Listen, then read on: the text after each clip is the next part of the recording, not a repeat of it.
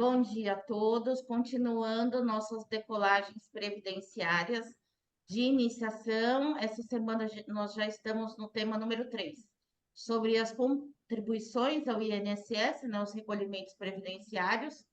A opção atual, desde a reforma da Previdência, de agrupar os recolhimentos e complementar essas opções de agrupamento e complementação servem para os recolhimentos realizados abaixo do mínimo, do valor mínimo previsto em lei.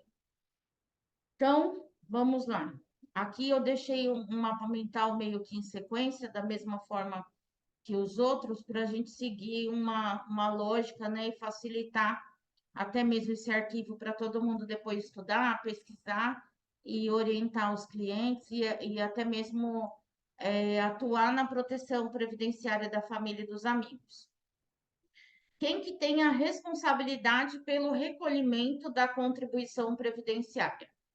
É, pelo regime geral, né, de previdência social e a lei de custeio, que lá coloca tudo, e ela é bem curtinha, ela tem 100 e poucos artigos, é bem simples, muito legal para a gente estudar e entender também o que pode ser passível de uma revisão, de uma reclamação trabalhista, de uma averbação. Pela lei de custeio, nós temos vários tipos de segurados do INSS e é importante saber quem tem a obrigação de fazer esse recolhimento para utilizar essas informações no pedido de benefício, na revisão, para ajuizar um processo, fazer um recurso, tudo isso. Quem trabalha, o segurado, que é o empregado CLT, quem tem a obrigação é o empregador. O doméstico também é o empregador. Nesses dois casos, o que é bem semelhante é o seguinte: o colaborador, né, ou empregado doméstico, do salário em holerite, do salário do contrato de trabalho, tem uma parte retida pela empresa, pelo empregador, que o empregador complementa e repassa para o INSS essas contribuições. Se não tiver esse repasse para o INSS, esse empregador ele pode até mesmo responder pelo crime, né, tributário de apropriação indébita. Isso foi até tema do TCC da minha cunhada. Ela se formou em contabilidade, fez uma pós-graduação, e esse foi o tema dela, a responsabilidade do empregador no repasse das contribuições previdenciárias. Posso até ver se ela ainda tem esse arquivo, salvo para encaminhar para vocês também. Então, empregado e o doméstico, a obrigação de repassar para o INSS é do empregador. O contribuinte individual, ele tem vários perfis dentro dessa modalidade dele de contribuinte individual.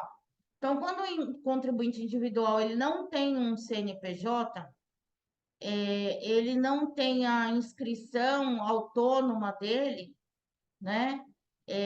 A responsabilidade de fazer esse recolhimento é do tomador de serviço quando presta serviço para uma pessoa jurídica. Então, no pagamento, essa pessoa jurídica, quando vai fazer o pagamento para esse individual autônomo, ela já retém a contribuição e repassa para o INSS.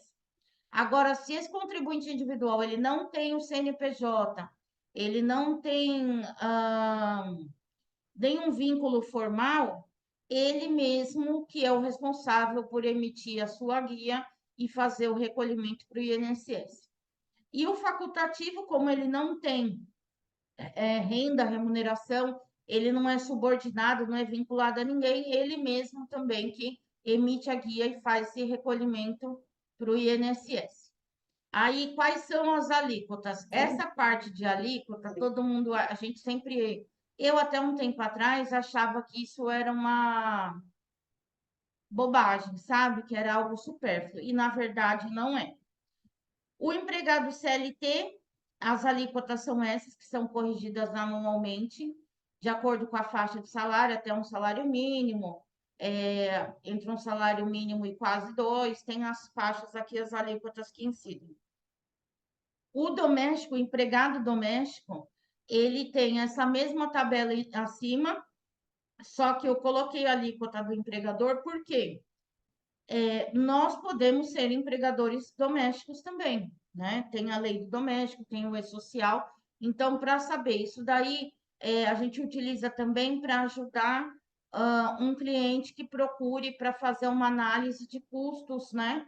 Para ter um doméstico como empregado formal na própria casa e não contar só com serviços esporádicos. Então, esse cliente pode chegar no escritório e falar: olha, eu estou pensando em contratar uma pessoa como um empregado doméstico na minha casa para cuidar das crianças, para ser um cuidador, para ser um motorista, alguém para ficar fixo. Então, dá para passar para esse cliente que o custo dele com o INSS é essa tabela, de acordo com o salário, mais a contribuição do empregador de 8%. Já o individual, ele tem vários perfis dentro da categoria dele. Se ele tiver um CNPJ constituído, se ele for sócio de alguma sociedade ou se ele for um empresário individual, ele tem a cota própria dele de 11%, mais a cota patronal de 20%. Essa cota patronal é o recolhimento da empresa, tá? Não é recolhimento dele. Agora, algumas empresas que fazem parte, estão enquadradas no Simples Nacional e a atividade está prevista em um anexo, que eu não lembro o nome, mas no final a gente vai perguntar para a Cláudia aqui. Algumas atividades têm direito à isenção da cota patronal, então fica só 11% o recolhimento do INSS. Quem é advogado com CNPJ, que constituiu a sua sociedade, a sua unipessoal, nós recolhemos 31%, tá? Eu sou um exemplo disso. 11% de prolabore da remuneração pessoal, mais 20% da cota patronal. Aí tem aquela figura do MEI. Eu não tenho nada contra MEI, eu considero como uma inovação maravilhosa para quem trabalha por conta, para essa pessoa poder se formalizar, tem um incentivo tributário, porque o custo de impostos e a facilidade de documentos é maravilhosa, não tenho nada contra. Só que o MEI ele recolhe 5% do salário mínimo a título de contribuição do INSS. Qual que é o problema? Se ele não tiver uma atividade concomitante CLT e ele não fizer a complementação de 15% do salário mínimo, esse mês só vai se aposentar por idade com o valor de um salário mínimo. Então, para fins didáticos, eu vou dar um exemplo para vocês de uma pessoa que nós atendemos essa semana aqui no escritório. Esse senhor, ele pode pedir o benefício hoje, aposentadoria por tempo de contribuição do deficiente, do PCD. Mas ele teve um ano de recolhimento como MEI, de uma outra atividade que ele tinha. Diz que era uma franquia de, não lembro do que é. Então, ele tinha um ano desse recolhimento. Se ele não, vamos supor que ele não tinha nenhuma outra atividade. Se ele mantivesse isso, ele só poderia se aposentar por idade com o valor de um salário mínimo. Mas ele não vai precisar complementar, porque esse período dele de MEI era concomitante, era no mesmo período do último vínculo dele CLT. Então, ele vai conseguir se aposentar por tempo de contribuição. A renda deu aproximadamente R$ 6.000 o valor do benefício dele. Então, o MEI te procurou, vem no CNIS lá, e-MEI, né, o recolhimento. Olha, se não tiver a complementação de 15%, só vai se aposentar por idade com o valor de um salário mínimo. Beleza, né, gente? Qual que é a regra geral dos recolhimentos para o contribuinte individual? A regra geral do individual e do facultativo é 20% do valor entre o salário mínimo e o teto da Previdência, tá? A alíquota reduzida de 11%, tanto para o MEI tanto para o contribuinte individual, desculpa, quanto para o facultativo, a de 11%, a pessoa se aposenta com a idade mínima, 62 para a mulher e 65 para o homem, mas com a média de contribuições. Então, vamos supor, alguém te procurou, fez vários recolhimentos com 11%, e quer se aposentar, mas atualmente é uma mulher com 60 anos ou um homem com 62, 63. Essa pessoa ela pode até ter o tempo de contribuição que permite aposentar sem a idade mínima, mas com a alíquota de 11%, vai se aposentar só por idade. Qual a saída? Pode complementar de 11% para 20%. Aqui eu deixei os códigos do facultativo, que segue a mesma regra do individual. Agora, o facultativo de baixa renda, eu tenho certeza que vocês já viram vários posts, várias notícias, várias matérias, inúmeras publicações falando: dona de casa paga 5% para se aposentar.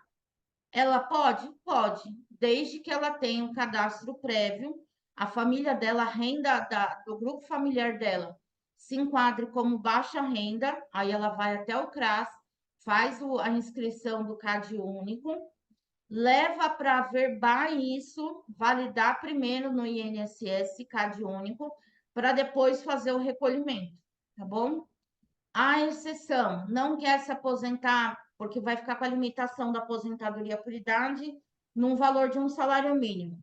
Quer sair dessa limitação, pode complementar com 15% até o salário mínimo, tá? Então, aqui são as alíquotas de recolhimento, empregado, doméstico, individual e facultativo. O que acontece com quem recolhe valor abaixo do salário mínimo? Até outubro de 2019, é possível, né? A única forma de resolver isso daí é complementar esse recolhimento. Se não complementar, não vai contar nem para carência, tampouco para tempo de contribuição. Então, precisa olhar esses valores, tá? Nesse período aqui, de abril de 2004 até outubro de 2019, e fazer a complementação, valor menor que o mínimo. Prestando atenção se essa pessoa tiver mais de uma atividade, se a soma dessas duas atividades não alcançam o valor do salário mínimo. Se alcançar, não precisa complementar. E o que é o agrupamento? É aproveitar quando a pessoa tem é sempre olhado o que precisa ser analisado. O ano civil daquelas contribuições. Então, olha, de janeiro a dezembro. Se tiver recolhimento acima do mínimo, que dê para compensar no que é menor que o mínimo, é possível pedir esse agrupamento e fica o valor é distribuído como se fosse uma média no ano. Ah, não, eu já fiz esse agrupamento e tem um saldo de uma diferença de R$ 300. Tem que recolher a guia. O que a gente tem que rememorar sempre? O que é abaixo do mínimo não conta nem para carência, tampouco para o tempo de contribuição. Então, olhar sempre no CNIS se tem o recolhimento abaixo do mínimo, se não é concomitante, se dá para agrupar ou se é o caso de complementar, tá? E o recolhimento acima do teto. Esse é um serviço muito bacana para fazer e para oferecer para os clientes, e não são clientes só de alta renda que têm acesso a isso, do recolhimento acima do teto. Um professor que trabalhe em mais de um local, fisioterapeuta, enfermeiro, médico, dentista, personal trainer, diversos profissionais. Juntou a remuneração de todas as atividades que são exercidas, se ultrapassar o valor do teto da Previdência, naquele mês, naquela competência, pode solicitar a restituição do valor que foi pago maior no prazo dos últimos 5 anos, tá? Esse é o prazo de 5 anos. Esse é um procedimento que é feito direto com a Receita Federal. não é com o INSS. Tem um programa, a Receita Federal tem todo o passo a passo no site para fazer essa solicitação. Aí, aqui, voltando para a parte de oportunidades de trabalho muito boas, as atividades concomitantes. Eu vou colocar até aqui um adendo que eu esqueci de colocar quando eu finalizei. Revisão de atividades concomitantes. 06 de 2019. Vou deixar aqui assim. O que são as atividades concomitantes? A pessoa que exerce mais de uma atividade tem mais de uma renda formal, desculpa, de trabalho ao mesmo tempo. Então, vamos supor, essa pessoa é enfermeira, é um enfermeiro, um técnico de enfermagem, é um professor e tinha 2 vínculos ativos de trabalho. Para cada vínculo tinha um salário, uma remuneração. E como o INSS fazia até antes de junho de 2019? O INSS considerava 100% de uma contribuição, que ele chamava de atividade principal, e uma porcentagem da atividade secundária. Agora, qual era o critério para estabelecer a atividade principal ou a secundária? Não dá para saber. Não tinha um critério para isso. Então, a partir de junho de 2019, quando teve o julgamento do tema das atividades concomitantes no STJ, isso já transitou em julgado, todas as atividades, todas as remunerações, elas têm que ser somadas. Junho de 2019 para frente, os benefícios e cálculos foram feitos todos corretamente, tudo certinho, não vai ter problema nenhum. Agora, se o seu cliente teve atividade concomitante e se aposentou ou teve a concessão de uma pensão por morte, algum outro tipo de benefício, não teve essa soma, é possível fazer o pedido da revisão, tá? Lembrando do prazo de 10 anos para fazer a solicitação e a prescrição da diferença dos últimos 5 anos. Nós atendemos um caso de uma parceira recente, os atrasados deu mais de 50 mil reais, tá? Não são valores assim tão expressivos. O que é bom é porque cai no JEF, no juizado especial, não depende de precatório, mas é uma justiça e a gente pode entregar para o segurado e receber honorários também por isso. Lembrando que precisa comprovar por documentação, CNIS, carteira de trabalho, a existência desses mais de um vínculo ao mesmo tempo e os salários de contribuição para somar. A pergunta frequente de clientes e parceiros: recolhimento retroativo. Eu quero pagar os atrasados do INSS para aposentar em menos tempo. Existem 2 regrinhas. Contribuinte individual, ou seja, a pessoa que tem uma atividade ou tinha uma atividade autônoma, independente, com ou sem CNPJ, pode fazer esse recolhimento de forma bem simples, se não tiver perdido a qualidade de segurado. Qualidade de segurado está lá no nosso tema 2, né? Isso. Foi semana passada.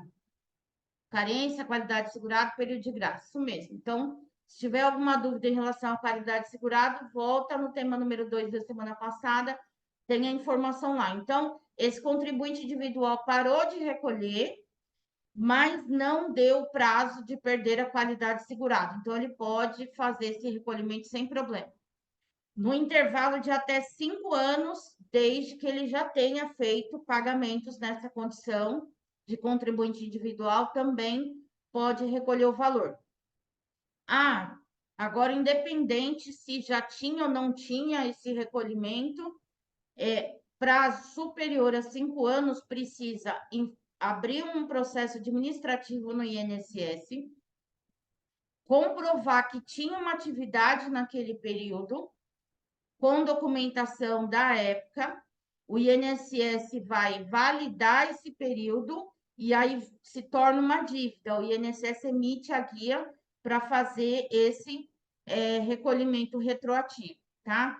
Quando alguém procurar para fazer recolhimento retroativo, é importante prestar bastante atenção nessas informações aqui, desses prazos, e na lei de custeio também.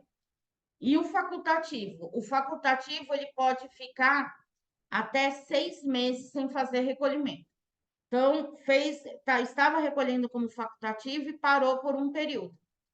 Se for retomar em até 6 meses do último recolhimento, pode recolher os últimos 6 meses. Se passou 6 meses e mais alguma coisa, não faça. Retoma do primeiro, senão não vai contar para carência ou tempo de contribuição, tá? Então, o facultativo pode recolher esse passado no intervalo de até 6 meses, tá bom?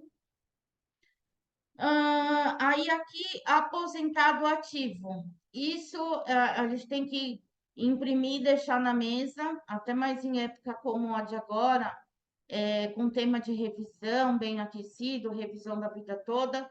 Aí muita gente quer aumentar o benefício de qualquer forma, né, sem critério, só quer uma renda maior. Aí fala, não, eu quero uma revisão, porque eu aposentei e eu continuei trabalhando mais 5, 6, 10, 15, 20 anos. Não tem problema nenhum, não vai ter direito a nada, tá? Aqui eu coloquei o artigo da lei de custeio, que fala que o aposentado que continuar trabalhando, que voltar a exercer alguma atividade que dê a remuneração, é segurado obrigatório, precisa ter esse recolhimento de INSS. Ah, mas se ficar doente não vai receber benefício por incapacidade? Não vai. Ah, mas se sofrer um acidente de trabalho, não vai conseguir receber nada. Não recebe sequer o seguro-desemprego. A única coisa que o aposentado que continua a trabalhar tem direito a receber é o salário família e a reabilitação profissional. Ah, mas isso é injusto. Eu já aposentei, já tenho idade, já trabalhei mais de 15 anos como aposentado. Eu quero me reaposentar, eu quero desaposentar, incluir essas contribuições. Não tem como. O STF já vetou essas duas teses. Ah, então eu quero esse valor de volta. O INSS, o governo federal tem que me devolver.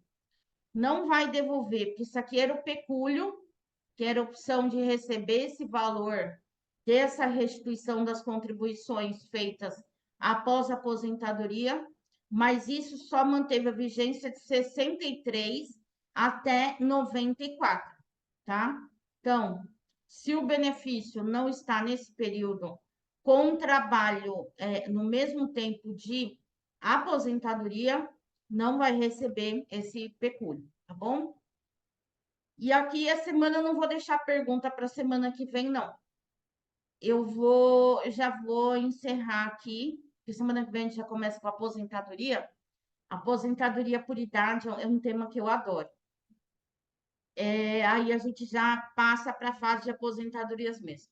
O que acontece quando a pessoa, vamos supor, trabalha registrado, carteira assinada, olerite, FGTS, férias, 13º, contrato de trabalho perfeito, previsto em lei, subordinação, pessoalidade, não eventualidade, de forma onerosa, tudo certinho, todos os requisitos do contrato de trabalho. Só que esse empregador, ele não repassou as contribuições ao INSS. Essa pessoa vai se aposentar? Vai. Essa pessoa tem direito a receber um benefício por incapacidade? Tem.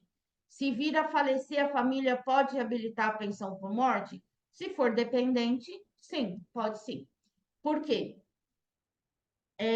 A obrigação essa responsabilidade é o que está aqui em cima no artigo 30 da Lei de Custeio, e no caso do empregado, CLT, artigo 22 da Lei de Custeio, e do doméstico, artigo 24.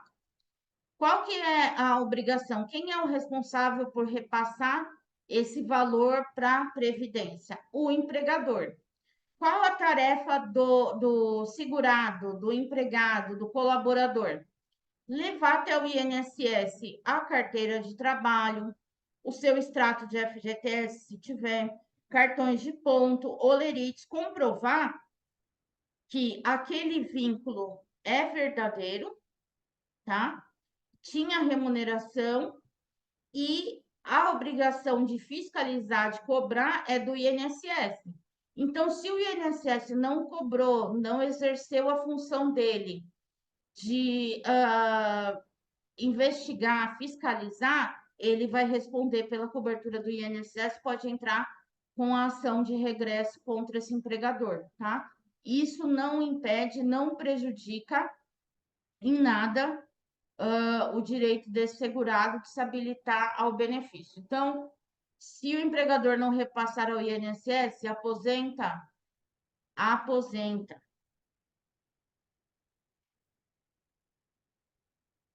Sim, vou deixar, isso que eu falei para vocês, eu vou deixar anotado aqui embaixo.